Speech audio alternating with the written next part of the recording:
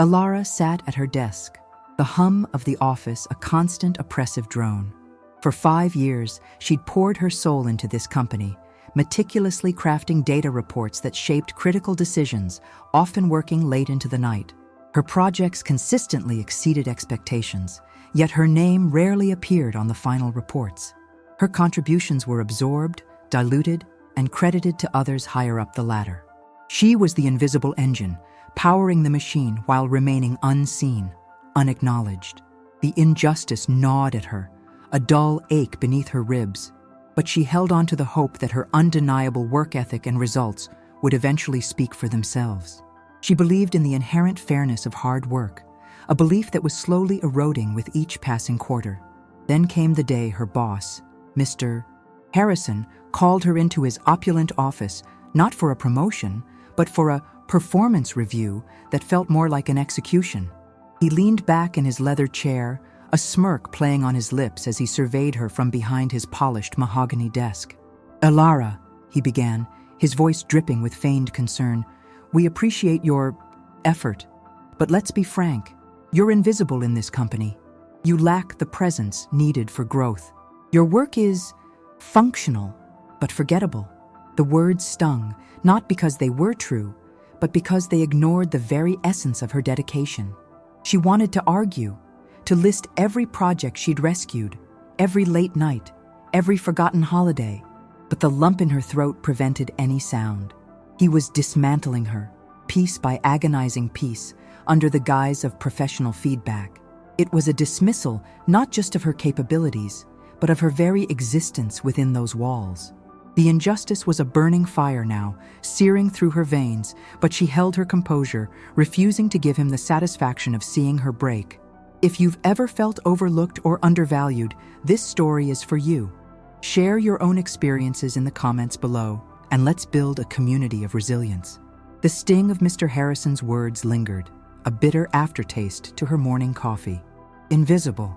The word echoed in her mind, amplifying every past slight, every overlooked achievement. She remembered presenting a breakthrough market analysis report last year, only for it to be attributed to the senior marketing manager during the board meeting. She had been in the room, watching, her heart sinking with each undeserved praise the manager received.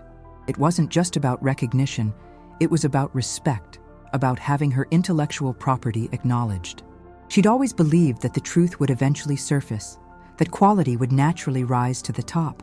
This belief, however, was proving to be a naive fantasy in the cutthroat corporate world she inhabited. Elara had spent countless hours crafting a comprehensive report detailing inefficiencies in their global supply chain, a project she had initiated herself, working strictly after hours. This report, a meticulously researched document filled with data-driven solutions, held the potential to save the company millions. She'd seen the signs of a looming crisis, the subtle shifts in logistics data that no one else seemed to notice, or perhaps bothered to look for. She'd presented her preliminary findings to Mr. Harrison months ago, only for him to dismiss them as over-analytical paranoia. He preferred to focus on quick wins and superficial metrics, things that looked good on his own quarterly reports, rather than deep systemic issues. Mr. Harrison's dismissal of her supply chain report wasn't just a personal slight. It was a symptom of a larger problem within the company's leadership. He thrived on maintaining a glossy surface, sweeping any inconvenient truths under the rug. Elara had spent her nights and weekends meticulously gathering hard evidence, compiling spreadsheet after spreadsheet, creating intricate flowcharts that laid bare the impending logistical nightmare. She knew, with absolute certainty, that her findings were crucial. The company was unknowingly bleeding resources, losing competitive edge due to outdated processes and poorly managed international shipments. Her report wasn't just a collection of data. It was a warning, a lifeline, and a blueprint for a more efficient future.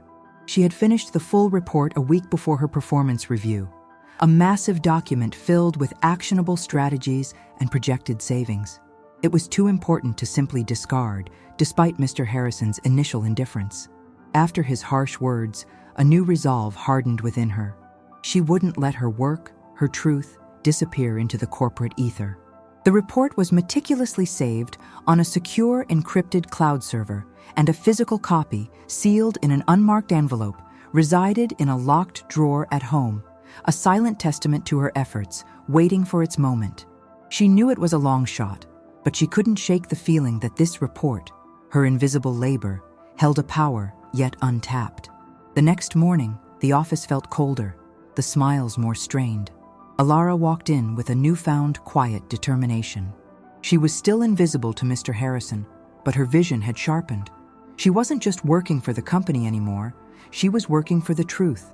Her internal database, the one she maintained meticulously for her own projects, contained every single piece of data, every source, every analysis that went into her supply chain report. She hadn't just filed it away, she had built a fortress of facts. This wasn't merely a document, it was a digital monument to her unwavering diligence, a silent scream against the dismissiveness she consistently faced. The atmosphere in the upper echelons of the company, however, was shifting imperceptibly. Rumors began to circulate about an impending audit, a deep dive into operational efficiencies, spurred by new board members who seemed less interested in superficial reports and more in genuine profitability. Elara overheard whispers in the break room about significant financial losses in overseas operations, losses that mirrored the exact areas her report had highlighted. A subtle current of anxiety was beginning to ripple through the management ranks, especially among those like Mr. Harrison, whose departments were now under intensified scrutiny. The very problems he had dismissed were now becoming undeniable. The audit rumors intensified, escalating from hushed whispers to more open discussions in team meetings. The new board members, known for their sharp analytical minds, were making their presence felt. They demanded detailed financial breakdowns, not just the sanitized summaries Mr. Harrison was accustomed to presenting. He found himself scrambling, delegating tasks he usually took credit for, barking orders at his team to produce data that simply didn't exist in the polished format he preferred. His usual calm, arrogant demeanor began to crack, revealing a thin layer of panic underneath. Elara observed all of this from her peripheral vision, maintaining her quiet efficiency, a silent observer in a gathering storm. She watched as her colleagues, equally stressed, struggled to compile information that was scattered, incomplete, or simply non-existent. Mr. Harrison's habit of glossing over details and relying on broad strokes was now proving to be his biggest liability. The very invisibility he had attributed to Elara was now his own curse. He had no clear, comprehensive understanding of the intricate operations he oversaw. He was exposed, and the pressure was visibly getting to him. A strange sense of vindication began to stir within Elara, not of malice, but of the slow, inevitable unfolding of reality. Her report, sitting quietly in her digital and physical safekeeps, held the answers they were desperately seeking. The pressure mounted daily. Mr. Harrison's office door, usually open in a display of faux accessibility, was now often shut, muffling the sounds of his increasingly frantic phone calls. His usual lunchtime excursions were replaced by hurried sandwiches at his desk, his face growing paler, his brow more furrowed. Elara noticed the subtle shift in the general office environment. The carefree chatter had lessened, replaced by a nervous energy. Everyone felt the weight of the impending audit, but few understood its true scope. They were all trying to piece together a puzzle whose key lay hidden, intentionally so, by the very person now demanding its swift completion. Elara continued her work, her movements precise, her focus unwavering. She kept her head down, but her senses were sharper than ever. She heard fragmented conversations, saw the frustrated expressions of her colleagues grappling with spreadsheets that didn't add up. She knew, without a doubt, that the specific financial discrepancies being discussed were precisely those outlined in her comprehensive supply chain report. The irony was palpable. The very invisible work she had been reprimanded for was now the missing piece in a puzzle that threatened to unravel an entire department. The stage was being set, not by her, but by the escalating reality of the company's financial woes. The board audit officially commenced, bringing with it a team of external consultants renowned for their merciless efficiency. They were like corporate archaeologists, digging through layers of data, unearthing every discrepancy. The consultants quickly identified a critical gap in the company's understanding of its international logistics, particularly in Southeast Asia, where costs were spiraling out of control due to unforeseen delays and hidden charges. This was the exact region and problem Elara had devoted months to dissecting. Her report not only identified the issues, but also provided a clear, step-by-step methodology to rectify them, including vendor renegotiations and optimized shipping routes. Mr. Harrison was summoned repeatedly to explain these escalating costs, but his explanations were vague and lacked substantiation. He tried to deflect, to blame external factors, but the consultants were relentless. They pointed to specific quarters where these issues had begun to emerge, questioning why they hadn't been flagged earlier. The spotlight was now shining uncomfortably bright on his leadership, or rather, his lack thereof. Elara watched from her cubicle, a quiet storm brewing inside her. She felt the indignation, yes, but also a growing sense of anticipation. The truth, it seemed, was beginning its slow, methodical ascent from the depths of corporate denial. One particularly tense afternoon, Elara witnessed a scene unfold that solidified her resolve. Mr. Harrison, visibly flustered, was being grilled by the lead auditor, Ms. Davies, a woman whose reputation for cutting through corporate jargon preceded her. "Mr. Harrison," Ms. Davies' voice cut through the office, devoid of emotion, "your department's projections for Q3 and Q4 last year were significantly off.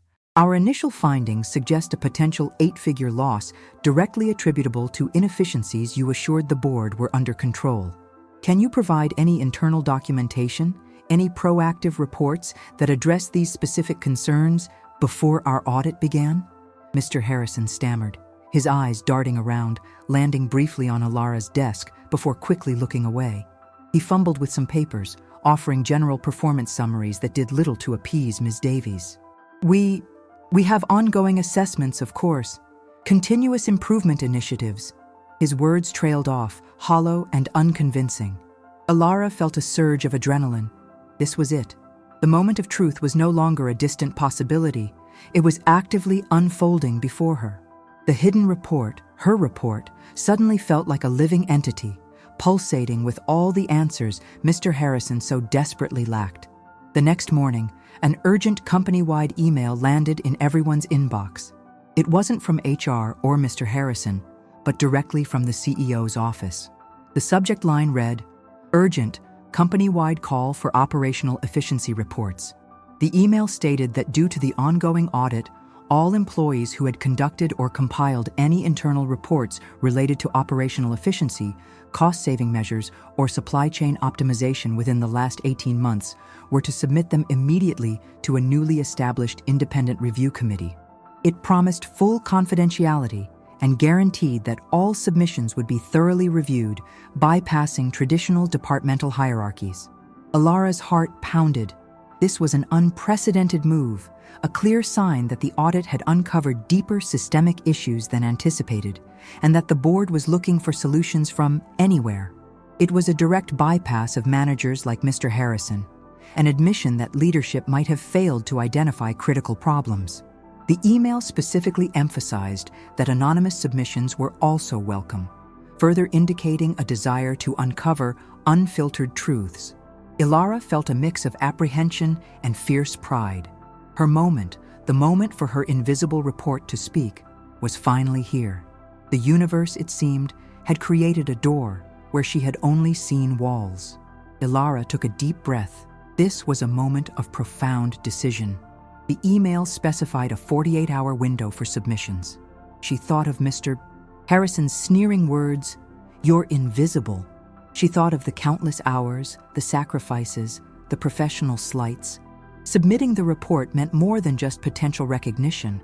It meant potentially exposing the very person who had tried to erase her contributions. Yet the greater good of the company and the sheer justice of the situation propelled her forward. This wasn't about revenge. It was about rectifying a wrong, about letting the truth finally see the light of day. She carefully retrieved the physical copy of her report from its locked drawer at home. Holding it, she felt its weight, not just of paper and ink, but of effort, dedication, and suppressed potential. She knew the digital version was secure, but there was something symbolic about holding the tangible proof of her invisible labor. The report was concise, data-rich, and irrefutable. It detailed the exact logistical bottlenecks, named the underperforming vendors, and laid out a comprehensive, phased plan for recovery. It was a document born of frustration, but crafted with meticulous professionalism, a testament to her inherent belief in solutions. With steady hands, Elara made her way to the secure submission portal outlined in the CEO's email. She uploaded her comprehensive supply chain report, taking care to attach all supporting documentation and raw data files. She opted to include her name. Anonymity felt like another form of invisibility, and after years of being unseen, she decided it was time to stand by her work. As she clicked submit, a wave of both fear and exhilaration washed over her. She had cast her truth into the corporate ether, and now all she could do was wait. The office buzzed with speculation, but no one suspected the quiet, unassuming Elara held the key to unlocking some of the company's most pressing problems. The next 2 days were agonizing. Elara maintained her usual routine, but her mind was a whirlwind of what-ifs. What if the report was dismissed again? What if Mr. Harrison found out and retaliated? The ethical dilemma had weighed on her, but the thought of the company suffering needlessly and her work being forever buried pushed her past hesitation. She believed in the power of data, in the undeniable force of truth. The independent review committee, she hoped, would be immune to the corporate politics that had stifled her for so long. She had given her invisible work a voice. Now it was up to the universe to carry that voice forward. Approximately 72 hours after Elara submitted her report, the office atmosphere shifted dramatically. The air of quiet tension was replaced by a palpable buzz of excitement, mixed with a healthy dose of fear in certain managerial circles. Rumors started to fly about an unprecedented report that had caught the attention of the CEO and the board. Whispers mentioned a comprehensive analysis of the supply chain, identifying issues that had been overlooked for years, costing the company fortunes. The independent review committee, it seemed, had not only taken the submissions seriously, but had identified a standout. Elara kept her poker face, but her heart was doing somersaults. She overheard conversations in the hallway, snippets of praise for the brilliant mind behind the mysterious report. No one mentioned her name, of course. She was still Elara, the quiet analyst in Cubicle 7B. Yet, the vindication was already starting to bloom within her. It wasn't about ego. It was about the profound satisfaction of knowing her insights were finally being recognized as valuable, even if indirectly. The seed of her invisible labor had been planted, and now it was beginning to sprout, sending tremors through the very foundations of the company. The tremor quickly escalated into an earthquake. A week later, a formal announcement was made. The CEO, Mr. Thompson, circulated a company-wide memo praising an extraordinary unsolicited report that had uncovered critical inefficiencies in our global supply chain, presenting a clear path to significant savings and operational improvements. The memo stated that the board had immediately approved the implementation of its recommendations, and a new task force would be formed, led by the author of this report. It did not yet name the author, creating a wave of speculation and a frantic scramble among middle management. Mr. Harrison was visibly shaken. He knew his department was the target, and he knew he had dismissed Elara's earlier attempts to highlight these very problems. He tried to project an image of being in the loop, but his forced smiles and anxious demeanor betrayed him. He even started asking around, subtly probing his team, trying to ascertain who might have submitted such a report. His panic was a delicious irony for Elara, who continued her work diligently, an almost imperceptible smile playing on her lips. The report had not just spoken for her, it had roared, and the echoes were reverberating through every corner of the organization. The suspense reached its peak the following Monday morning when Mr. Thompson, the CEO, called an emergency all-staff meeting, something entirely unprecedented for the company. The largest conference room was packed, employees overflowing into the hallways, all buzzing with anticipation and nervous energy. Mr. Harrison sat near the front, trying to maintain an air of authority, but his eyes darted around, betraying his profound discomfort. He knew this meeting would be about the report, and a cold dread had settled in his stomach. Mr. Thompson walked to the podium, his presence commanding. He began by reiterating the critical state of their global supply chain and the urgent need for change. Then, with a dramatic pause that seemed to stretch for an eternity, he announced, "The author of this groundbreaking report, the individual whose insight will now guide our company's future in this critical area, is none other than Elara Vance from our operations department."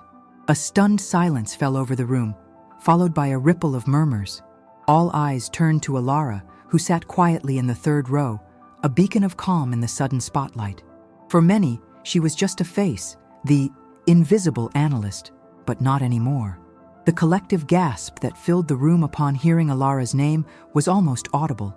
Many craned their necks, trying to locate the invisible analyst they'd barely noticed before. Mr. Harrison's face, already pale, drained of all color. His jaw dropped, and a look of absolute disbelief, quickly followed by dawning horror, spread across his features. The irony was brutal, the justice swift and undeniable. The very person he had dismissed, deemed invisible, was now being hailed as the company's savior. It was a public acknowledgement of his blindness, his arrogance, and his profound misjudgment. Mr. Thompson continued, "Elara's report is a masterclass in strategic analysis. It not only identified the problems we are facing, but presented meticulously researched, actionable solutions that will save us millions and position us for long-term growth. Her dedication, her foresight, and her courage to bring this critical information forward, despite not being directly asked, speak volumes about her character and her commitment to this company." The applause started slowly, tentatively, then grew into a resounding ovation. Elara, overwhelmed but composed, slowly stood up, acknowledging the stunned and admiring faces, her eyes briefly meeting Mr. Harrison's, who could only stare blankly back. As the applause slowly subsided, Elara felt a profound sense of satisfaction that transcended simple professional vindication. It wasn't just her career that was being recognized, it was her entire approach to work, her quiet dedication to truth and integrity, which had finally found its voice. Mr. Harrison's gaze, when it met hers, was no longer sneering or dismissive. It was filled with a complex mixture of shock, shame, and perhaps a hint of fear for his own future. The dynamics had shifted irrevocably.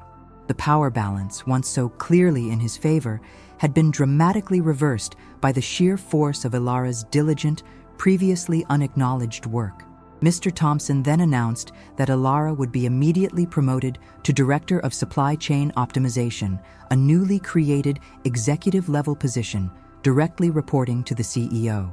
She would lead the task force and implement her own recommendations. The news sent another ripple through the room. It was not just a promotion. It was a complete restructuring of power, placing Elara in a position to enact the very changes she had fought so hard to highlight. The message was clear. In this company, true value, even if initially unseen, would ultimately be elevated. Many in the room looked on with renewed hope, seeing in Elara's story a testament to the power of perseverance. If this story resonates with you, give it a like and share it with someone who needs to hear it. The days that followed were a whirlwind for Elara. Her phone rang incessantly with calls from colleagues, board members, and even industry publications. Her cubicle was gone, replaced by a spacious corner office with a panoramic view of the city. The transformation was swift and absolute. She was no longer invisible, she was indispensable. Her first task was to assemble her new team, and she made it a point to seek out the quiet, dedicated individuals, the hidden talents who, like her, had been overshadowed by more vocal or politically astute colleagues. She knew what it felt like to be unseen, and she vowed to create an environment where true merit was always recognized. Mr. Harrison, on the other hand, found himself in a rapidly deteriorating situation. His office door, once shut to Elara, now felt like a cage. His authority had been completely undermined, and his department was being dismantled, its most critical functions now directly under Elara's purview.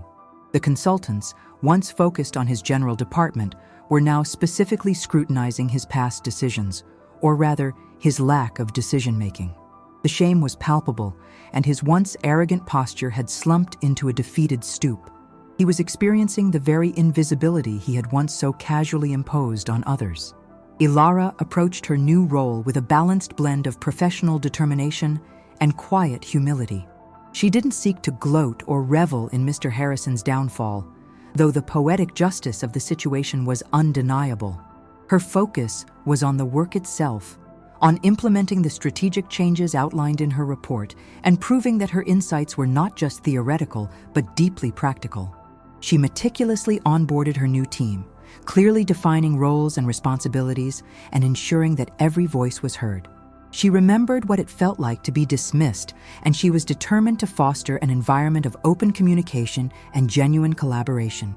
Meanwhile, the investigation into Mr. Harrison's department intensified. The audit team uncovered numerous instances where critical reports and warnings from other junior staff, similar to Elara's initial findings, had been suppressed or ignored. It became clear that his pattern of dismissing valuable input was not isolated to Elara. He had systematically stifled innovation and accountability, prioritizing his own image over the company's well-being. The once whispered rumors of his mismanagement were now documented facts, leaving him with little room to maneuver or defend himself against the growing pile of evidence. The truth, once buried, was now unearthing a much larger systemic problem. The formal consequences for Mr. Harrison were inevitable and swift. A week after Elara's promotion, a terse memo was circulated announcing his immediate departure from the company, citing differences in strategic vision. There were no farewell parties, no platitudes, just a stark, unceremonious exit. His once impressive office was quickly emptied, a stark reminder of the transient nature of power built on superficiality. Elara felt a pang of something akin to pity, mixed with a deep sense of relief. It wasn't a victory she had actively sought through manipulation, but a consequence directly brought about by his own actions and her undeniable work. Her own journey from invisibility to indispensable leadership served as a powerful testament throughout the company. It fostered a culture shift, encouraging employees at all levels to speak up, to share their insights, and to trust that their contributions would be valued. The CEO explicitly highlighted Elara's story in town hall meetings, emphasizing that true innovation often comes from unexpected places and that humility in leadership was paramount. Her quiet diligence had become a corporate legend, a narrative woven into the fabric of the company's renewed identity, demonstrating that genuine merit, in time, always finds its rightful place. As Elara settled into her role, she found profound satisfaction not just in the recognition, but in the tangible impact her work was having. The implementation of her supply chain optimizations quickly began to yield results. Costs decreased, delivery times improved, and customer satisfaction metrics soared. The company was revitalized, recovering millions that had previously been lost to inefficiency. Her initial estimates, dismissed by Mr. Harrison, were proving to be remarkably accurate, demonstrating her exceptional foresight and analytical prowess. The positive changes extended beyond the financial bottom line. There was a noticeable improvement in employee morale. People felt heard, valued. They saw Elara, a once invisible analyst, now leading critical initiatives, and it inspired them. Her journey became a living example that dedication and integrity, even in the face of adversity, ultimately prevail. It showed that the quiet, persistent pursuit of truth and excellence could dismantle even the most entrenched arrogance. Elara's rise wasn't just a personal triumph. It was a beacon of hope for many others who had felt marginalized or overlooked. Elara's story quickly transcended the company walls. News of the dramatic turnaround, driven by an analyst who had initially been overlooked, spread through industry circles. She was invited to speak at conferences, to share her methodology and her journey. Her insights were sought after, and her leadership style, characterized by data-driven decisions and genuine collaboration, became a model for other organizations. The very qualities Mr. Harrison had deemed a weakness, her quiet focus, her meticulous attention to detail, her lack of self-promotion, were now celebrated as her greatest strengths. She often reflected on the concept of divine justice. She hadn't plotted Mr. Harrison's downfall. She had simply done her job with unwavering integrity, and the truth of her work had, in its own time, created the conditions for a reversal of fortune. It was a powerful lesson in patience and faith, not in a mystical sense, but in the unwavering belief that honesty and genuine effort eventually find their deserved reward. The world, with its corporate politics and human frailties, often seemed to reward the loudest voices. But Elara's experience was a testament to a deeper, more fundamental justice at play. The initial indignation Elara felt from Mr. Harrison's sneering remark had slowly transformed into a deep, abiding satisfaction. It wasn't a vengeful satisfaction, but one rooted in the validation of her hard work and her core belief in the power of truth. Her faith in the principle that good work eventually prevails, even when obscured, had been profoundly renewed. She saw it not as a lucky break, but as the natural consequence of persistent integrity meeting an opportune moment. The CEO's call for reports, the external audit. The USB drive felt impossibly heavy in Anna's pocket. A tiny shard of data carrying the weight of months, perhaps even years, of corporate neglect and quiet, simmering frustration. Her fingers instinctively brushed against it, a subtle reassurance that it was still there. A testament to her invisible labor. The office hummed with its usual indifferent symphony of clicking keyboards and muffled phone calls, a soundscape that had, for so long, been the backdrop to her unacknowledged efforts. Each data point, each meticulously crafted graph within that report, wasn't just a number. It was a silent scream against the dismissive words of Mr. Thorne, echoing, "You." The quiet hum of the executive floor felt different that morning, charged with an unspoken tension. Sarah had merely sent the encrypted report to a select few, high-level executives, those beyond her direct boss's immediate control, individuals known for their data-driven decisions and their subtle, almost imperceptible disdain for office politics. She hadn't expected immediate fireworks, but the speed of the reaction was alarming. Her phone, usually silent save for internal team chats, buzzed with an unfamiliar number. It was Rebecca Thorne, the Chief Operating Officer, a woman known for her surgical precision in business strategy and her even colder demeanor. Thorne's voice was clipped, devoid of pleasantries. "Sarah, your report landed on my desk. I need you in my office in 10 minutes. Bring your entire project documentation." Sarah felt a tremor of both fear and an odd, exhilarating vindication. This wasn't the usual HR runaround. This was the top tier taking notice. She knew her boss, Mr. Harrison, would be oblivious to this direct summons, a testament to how effectively he had walled her off from true influence. The sheer audacity of her act, bypassing him entirely, now felt both terrifyingly reckless and profoundly justified. She gathered her meticulously organized files, each binder a testament to months, if not years, of unacknowledged labor. As she walked past Harrison's closed office door, she imagined him inside, blissfully ignorant, perhaps sneering at some other invisible employee. She knew this quiet walk to the COO's office was the prelude to something significant, a turning point that might either solidify her invisibility or finally shatter it. In Rebecca Thorne's minimalist office, the air was thick with the scent of freshly brewed coffee and an undeniable aura of power. Thorne herself sat behind a sleek, polished desk, her gaze sharp, dissecting Sarah as if she were another complex data set. "Explain," Thorne commanded, gesturing to the thick binders Sarah had placed on the table. Sarah, usually reserved and hesitant in such high-stakes environments, found a quiet strength she hadn't known she possessed. She began to articulate, calmly and clearly, the years of detailed analysis, the market trends she had identified, the process inefficiencies she had documented, and the innovative solutions she had proposed, all systematically ignored, dismissed, or even subtly sabotaged by Mr. Harrison. She presented the hard data, the projected losses from missed opportunities, the potential gains from her strategies, meticulously cross-referenced with internal company metrics. Thorne listened, her face unreadable, occasionally interjecting with incisive questions that Sarah answered with precision and an unwavering grasp of the facts. There was no emotion in Sarah's voice, just pure, undeniable evidence. She presented graphs that showed Harrison's department consistently underperforming against her projections, despite her recommendations.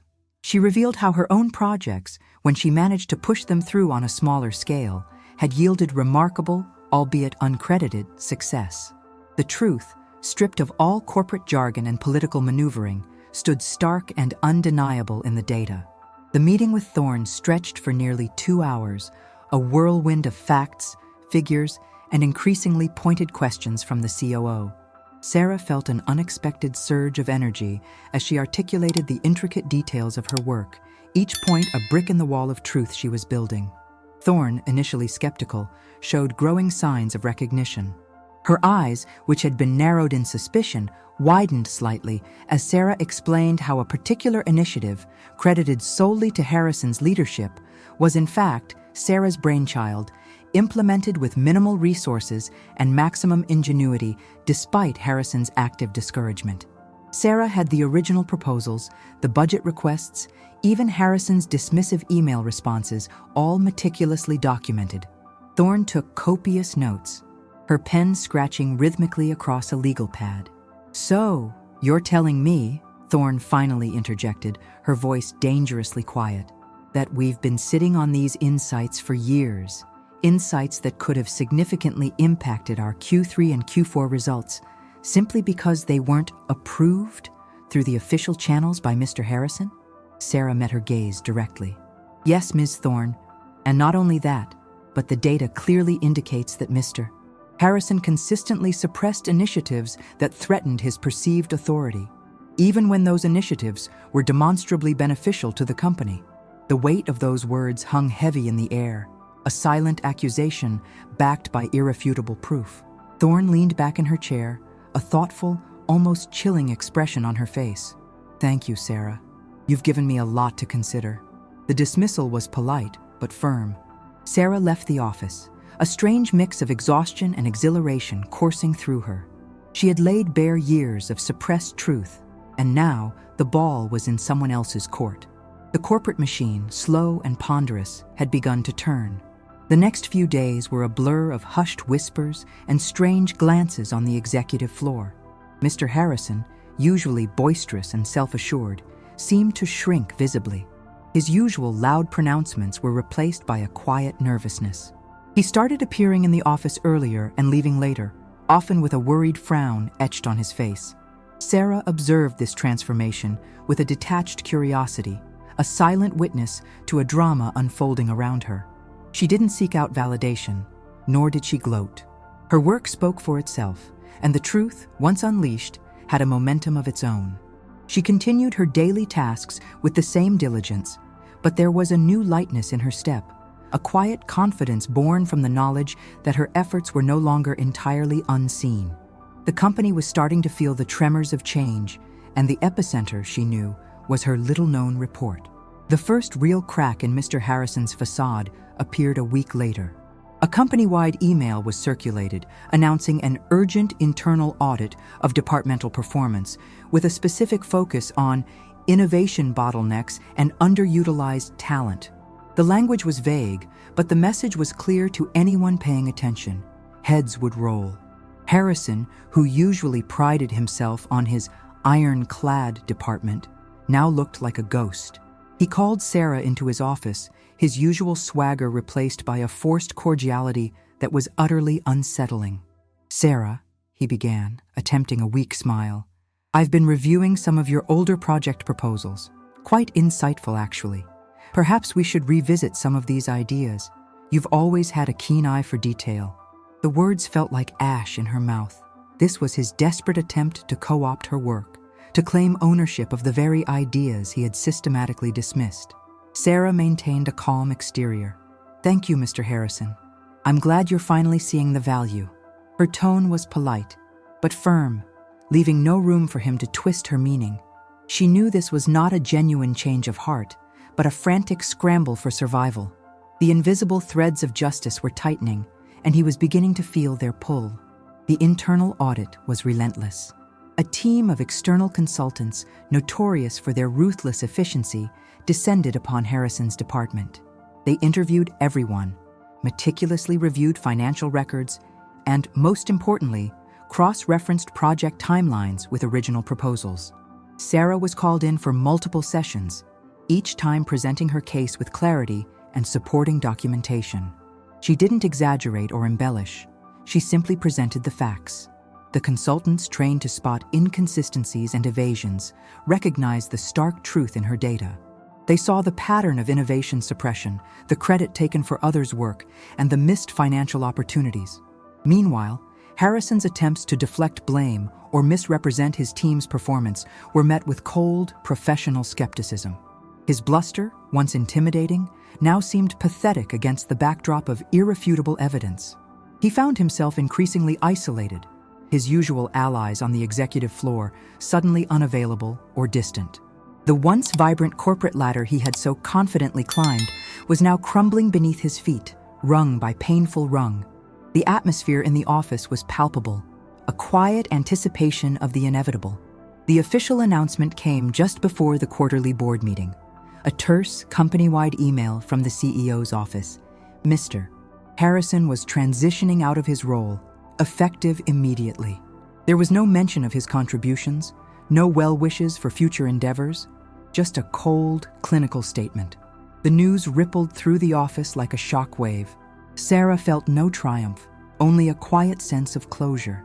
His sneering words, "You're invisible in this company," echoed in her mind, but now they held no power.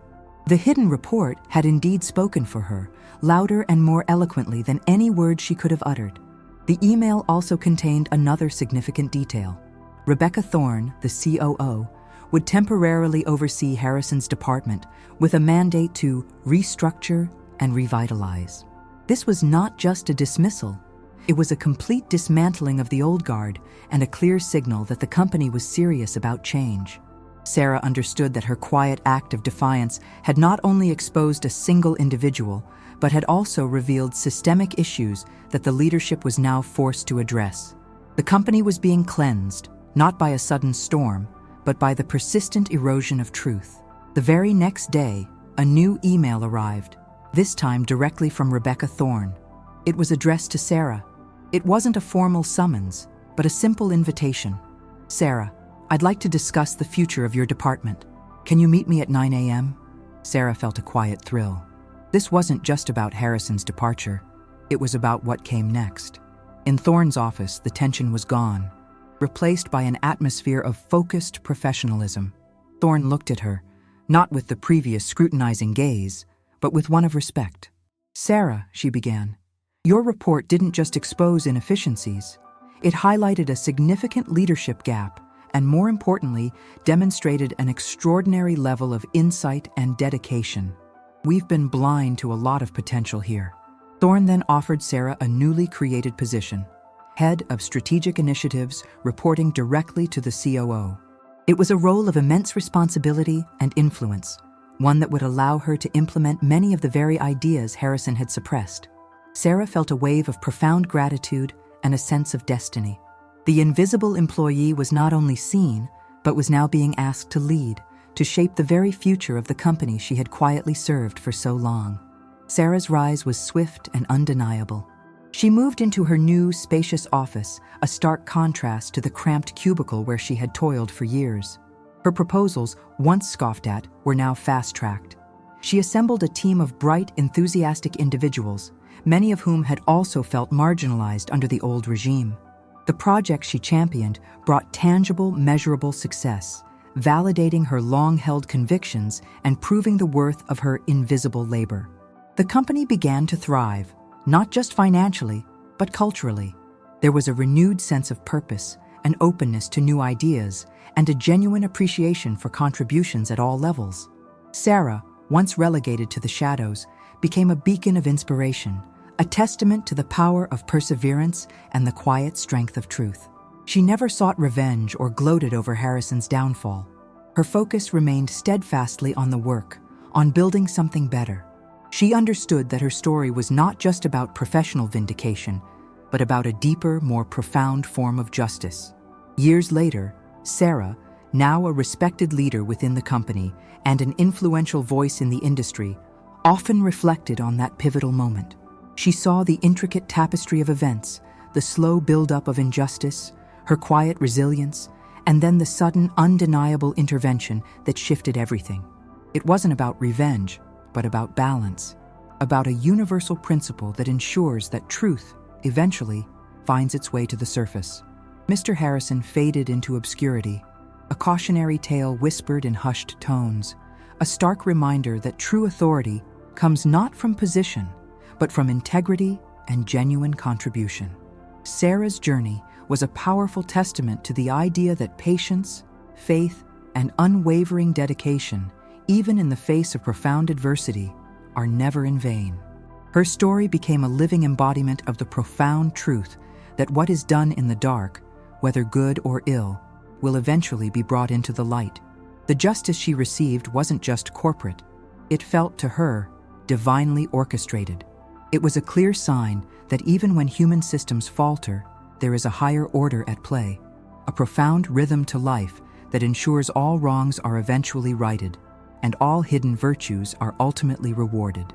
This enduring faith, strengthened by her experience, became the bedrock of her continued success, inspiring countless others who felt unseen. If you've ever felt invisible, if you've ever questioned if your efforts truly matter, remember Sarah's story. It's a powerful reminder that God's time brings justice that the world often fails to comprehend. Your contributions, your integrity, and your faith are your most powerful assets. Embrace them, trust the process, and watch as your moment of vindication arrives. If this message resonated with you, please share this story with someone who needs to hear it.